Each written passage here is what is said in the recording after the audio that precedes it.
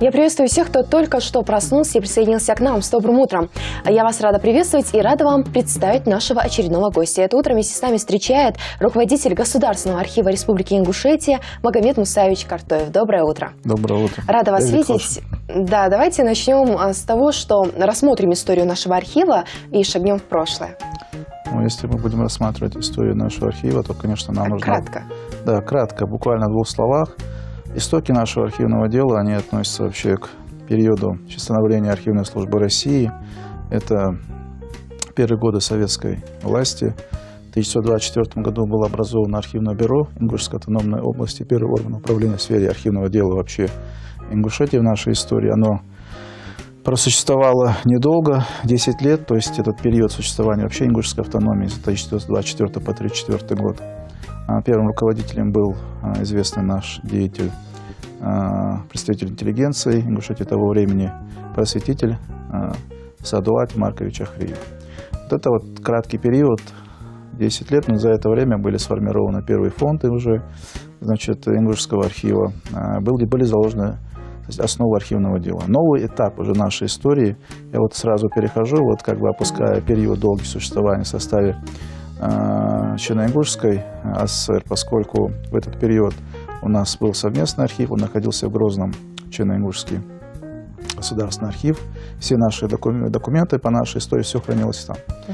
Вот. Естественно, наш современный период, он начинается уже с времени создания нашей республики, 4 июня, как известно, 1992 года.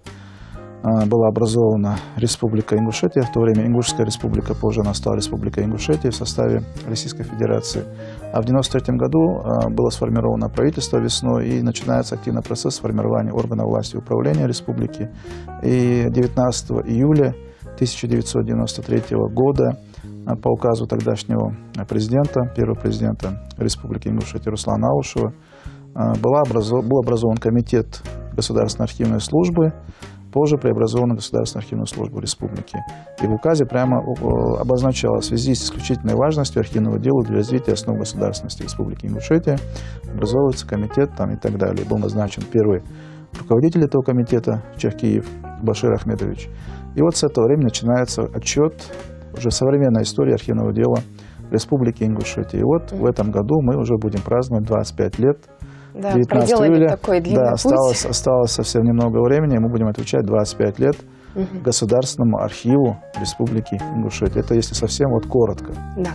А где можно обучиться архивному делу? Наверняка выпуск 2018 ищут себя, да, и не знают, куда обратиться, что делать. И наверняка думают, что это такая скучная работа. Вот это такой стереотип, конечно.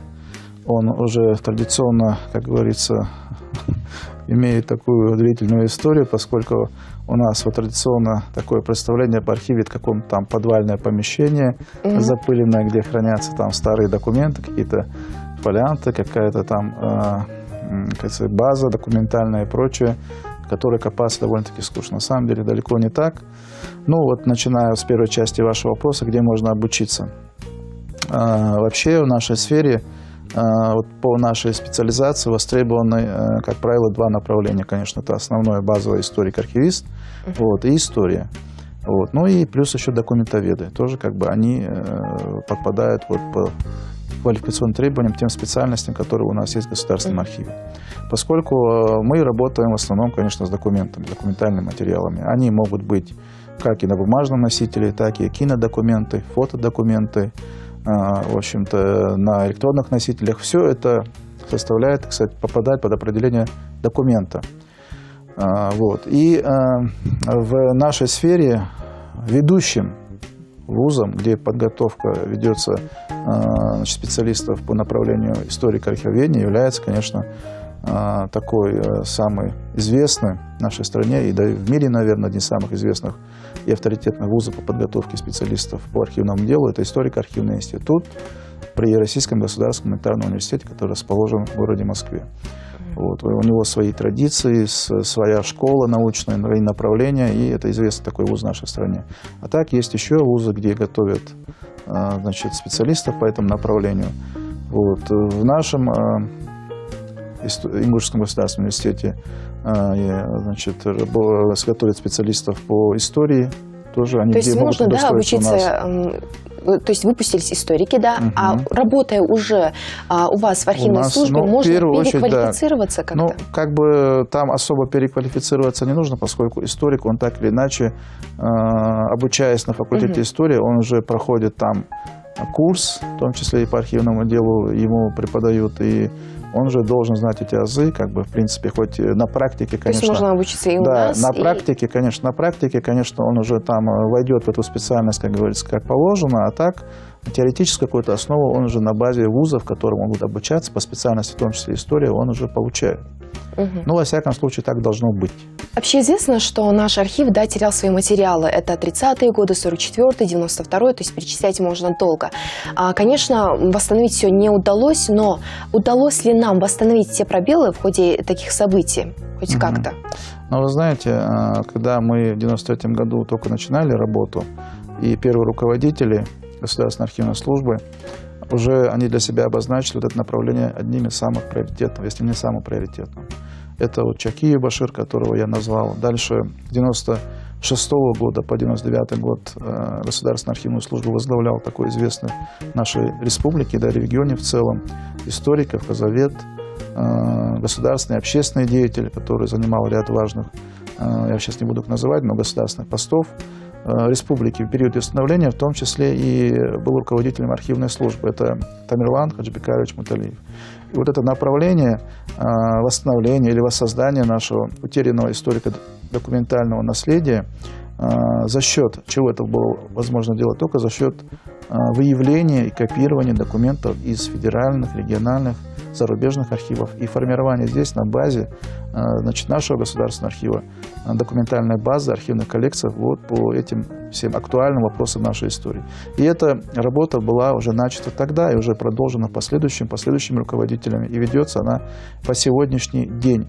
И я скажу вам так, что на сегодняшний день у нас уже за счет вот этой работы, а она осуществлялась в разные периоды по различным, так сказать,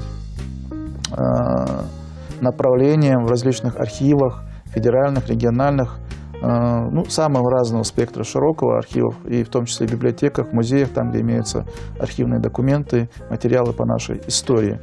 Вот. И на сегодняшний день у нас сформирована достаточно солидная уже источниковая база, если так говорить научным языком, по нашей истории. Это порядка 200 тысяч кадров, значит, листов на бумажном, электронном носителях, на микропленке. Это и, значит, картографические документы, в том числе фотодокументы, о которых я говорил, кинодокументы, которые в 2014 году мы начали, значит, копировать из Российского государственного архива кинофотодокументов. То есть такая довольно-таки солидная база, которая активно используется сегодня. Она востребована, используется и во всех крупных таких проектах, и историко-мемориального характера, который реализуется в нашей республике. Мы обеспечиваем информационное обеспечение вот этим проектом. Везде наши документы востребованы. Это издание сборников документов, это монографии, которые издаются нашими учеными, в том числе «История Ингушетии», фундаментальный труд, который был издан, значит, в нашем Ингушском научно-исследовательском институте. Это, значит, «Ингуши», такая крупная работа, которая была издана в Москве под грифом Академии наук. То есть во всех этих проектах так или иначе используются документы нашего государственного архива. Это за счет той базы, которую мы вот в течение вот этих 25 лет формируем и продолжаем формировать. Я думаю, что эта работа еще не на одно десятилетие, поскольку документов очень много.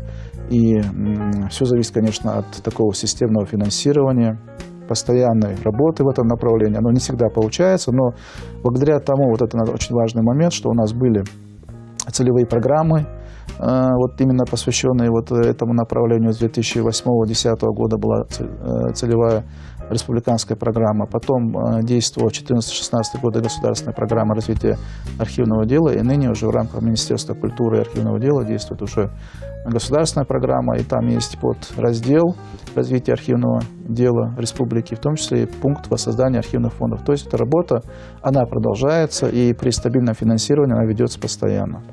Все мы знаем, что у нас есть и частные архивы, да? Есть много энтузиастов, которые собирают материалы. Вы как-то контактируете с ними? Безусловно, это тоже очень важное направление. И в период, когда, опять же, я возвращаюсь к этим истокам нашим, архивная служба только начинала свою работу, уже тогда руководители уже начали этот вопрос реализовывать, обращая к населению через наше, в том числе, телевидение, с просьбой об участии в формировании архивного фонда, о предоставлении тех материалов, которые у них имеются в их частных архивах, коллекциях. И тогда уже люди откликнулись на эту просьбу, и тогда уже начали поступать в архив, наш архивный фонд, различные фото, документы, значит, другие документы по нашей истории. И сегодня эту работу мы, конечно, продолжаем в рамках вот этих наших программ. Сейчас, к сожалению, вот этого пункта нету, но если бы он был, было бы это очень хорошо. Я надеюсь, в последующем мы его введем. Но вот в связи с финансовыми проблемами, сложностями, этот пункт был пока изъят из нашей программы государственной. Раньше в рамках целевой программы республиканской у нас был пункт, это копирование документов из частных архивов. То есть эта работа в том числе стимулировалась финансово. И тогда уже нам это было проще делать, поскольку у нас была возможность закупать материалы из частных архивов, в частности, наследников наших известных представителей, да, допустим, творческой интеллигенции, научной интеллигенции, наших писателей, ученых.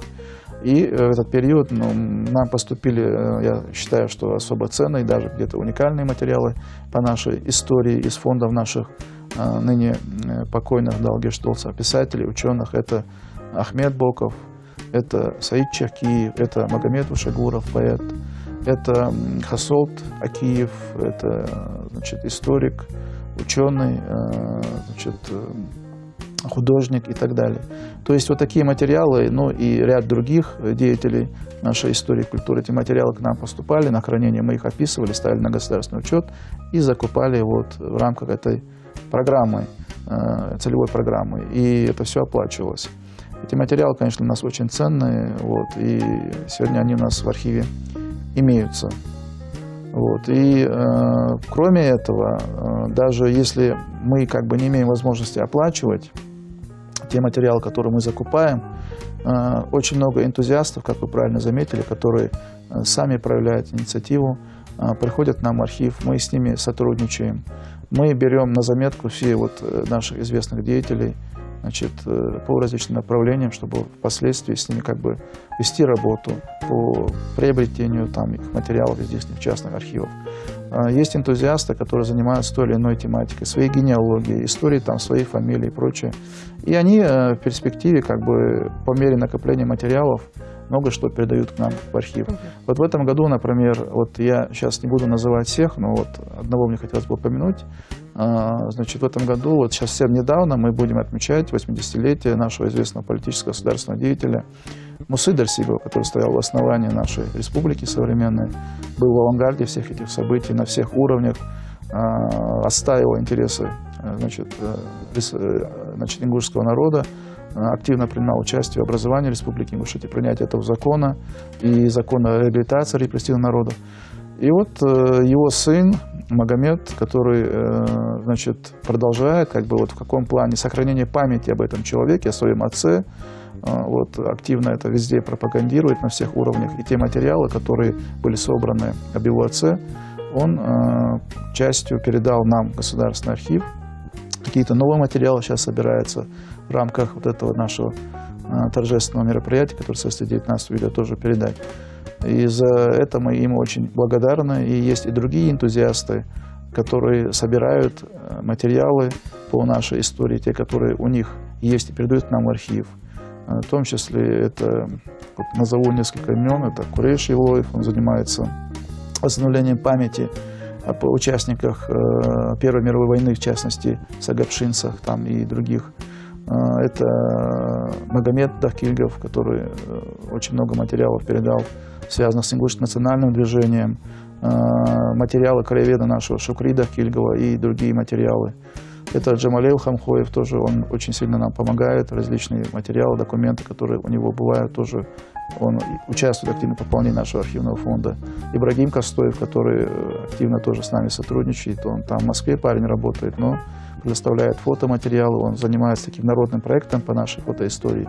И мы как бы обмениваемся материалами, которые у нас имеются. Ну, много таких вот энтузиастов, которые активно с нами сотрудничают. Да, очень здорово, много людей на самом деле. И я думаю, что их было бы гораздо больше, конечно, вот, если были бы еще более благоприятные условия для реализации всех наших проектов, будем которые у нас есть. Будем надеяться на это. Вот наверняка все наслышаны о конкурсе «Лучший ведомственный архив Ингушетии», который был в рамках празднования столетия Государственной архивной службы России, 25-летия Государственного архива Республики Ингушетия, Министерством культуры и архивного дела. Все мы знаем, наш телеканал тоже озвучивал первый этап, насколько я знаю. А сейчас, насколько я знаю, второй этап длится этого конкурса. Расскажите, пожалуйста, цели, каковы цели? Ну, вы знаете, вообще я бы вот, прежде чем отвечать на ваш вопрос, сказал бы о том, что у нас существует план республиканских мероприятий, утвержденных правительством нашей республики. И как бы есть федеральный план и наш республиканский план. И помимо вот этого конкурса ведомственных архивов, там есть и лучший муниципальный архив, там целый ряд других конкурсов, в том числе научно-практическая конференция, но много-много чего запланировано в рамках этого мероприятия, то есть этого юбилейного года. Касательно конкретно, значит, вашего вопроса, конечно, вы знаете, у нас наша цель какая? У нас порядка 152 источников комплектования. Это ведомственных архивов, источников комплектования нашего государственного архива, учреждений, организаций республики, которым мы оказываем методическую, практическую помощь. У нас есть отдел комплектования ведомственных архивов, который работает вот в этом направлении. Поскольку эти самые учреждения, организации, это потенциально, значит, те документы, которые образуются в рамках деятельности учреждений, они в конечном итоге должны лечь в основу формирующегося нашего архивного фонда. Естественно, для нас очень важно, как поставлена работа по формированию, значит, этих документов, в каком состоянии находятся архивы в этих министерствах и ведомствах. Естественно, воспользовавшись вот этим вот юбилейным годом, мы решили такой конкурс объявить. Естественно, это на добровольной основе. Люди сами по установленному образцу, вернее, не люди, а учреждения, организации подают заявки. И вот те, кто подал заявки, как правило, это те, наверное, которые уверены вот в своих силах, уверены в базе той, которая у них создана в этих министерствах и ведомствах. Они участвуют в этом конкурсе. Вот, как я уже сказала, первый этап прошел. Сейчас уже, в принципе, закончились два этапа. Да? Да, закончились два этапа. Сейчас у нас остался только лишь третий этап. Это подведение, собственно, итогов и награждение победителей. А сейчас вот касаемо тогда вот закончился второй этап, вы уже сказали, уже третий этап подошел. Первый этап. Вы можете определить какого-либо фаворита или об этом еще пока рано говорить? Ну, извините меня, это работает целая конкурсная комиссия, и у меня нет таких полномочий сейчас кого-то озвучить. Эти итоги, они будут производиться на нашем торжественном собрании, которое состоится дальше 19 июля. Вот, там будут все участники приглашены, и, естественно, там будут объявлены результаты и подведены итоги этого конкурса. У нас запланировано 3 призовых места. Значит, вот, и я думаю, что и все они будут, конечно, отмечены, те, кто участвовал в этом конкурсе. И лучше, и наша задача была с самого начала поставлена такая, и министра, и я лично об этом говорил, чтобы был максимально объективный подход.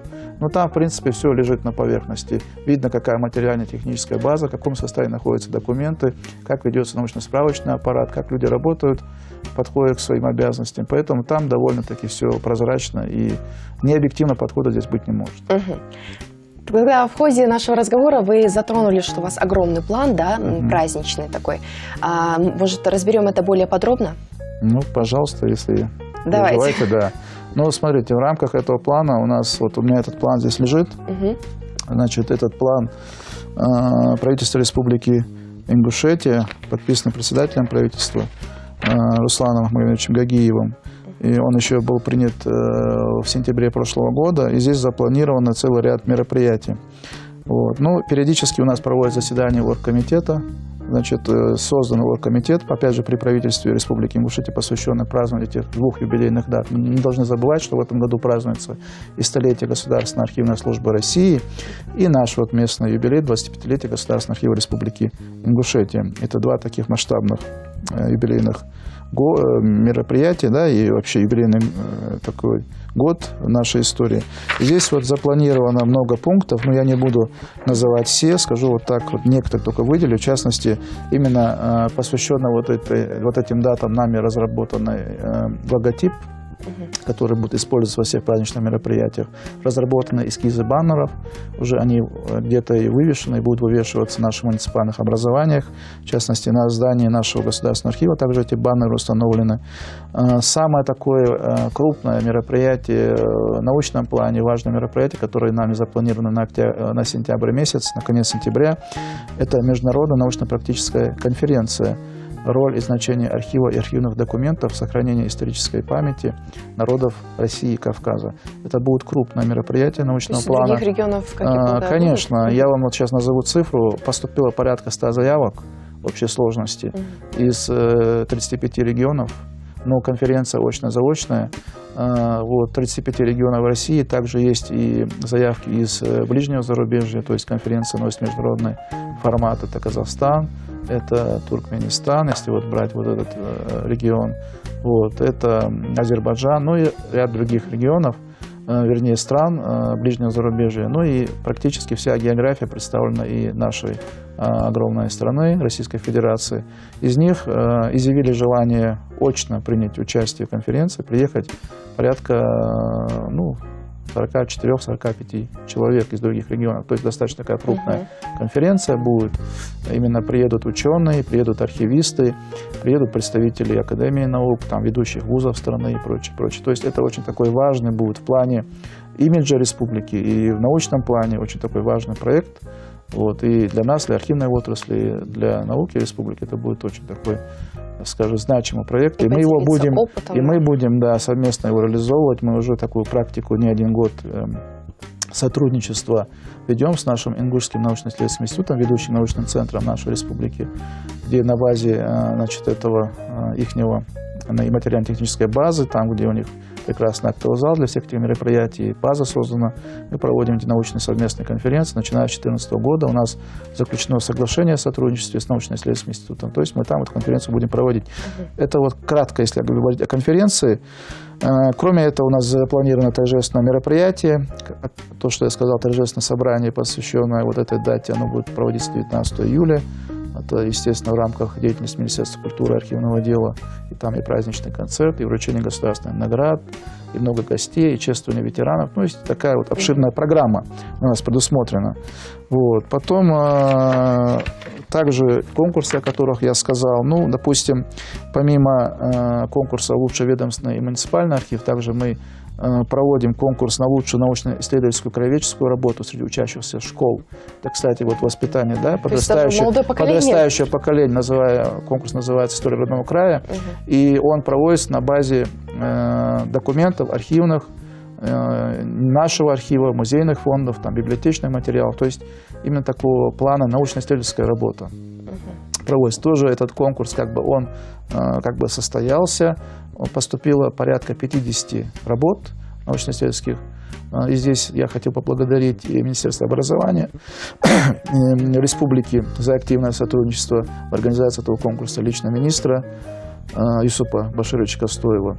Вот за содействие, за организацию этого конкурса. И тоже мы итоги этого конкурса будем проводить на нашем этом торжественном мероприятии, которое состоится 19 июля. Вот. Ну и также хотел бы назвать, что фотовыставка нами запланирована «Ингушетия в лицах и видах. От истории к современности». Это вот начиная в принципе с 18 века и по современный период. В рамках этой выставки мы будем уникальные, скажем так, малоизвестные материалы, фотоматериалы показывать. И наша такая задумка показать самые такие красивые образы, да, и виды Ингушетии. Вот. Ну и так далее. То есть обязательно хотел бы затронуть, я сейчас все не озвучиваю, но вот буквально вкратце, и наше тесное сотрудничество с телерадиокомпанией национальной Ингушетия и с другой нашей телерадиокомпанией, расположенной на Назране. Мы активно сотрудничаем в рамках этого юбилейного года, юбилейных дат.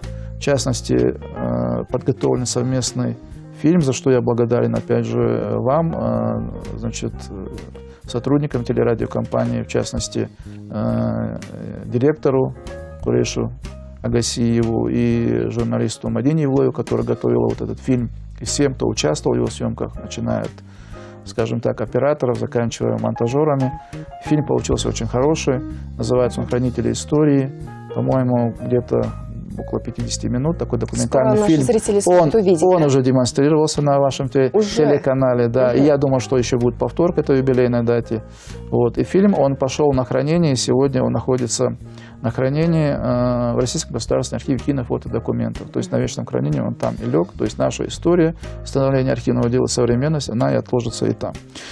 Вот. А также активно вы как бы, вот и сегодня, наверное, вот эта передача тоже как бы она, в том числе в рамках вот этой юбилейной даты, можно сказать, потому что вы активно освещаете вот эти наши юбилейные даты, за что я вам благодарен, и все архивисты вам благодарны. И в том числе вот сняты такие ролики, заставки на основе тех материалов, которые мы предоставляем, может быть, вы их видели, это документальная кинохроника по нашей истории, она тоже вот периодически крутится на вашем телеканале.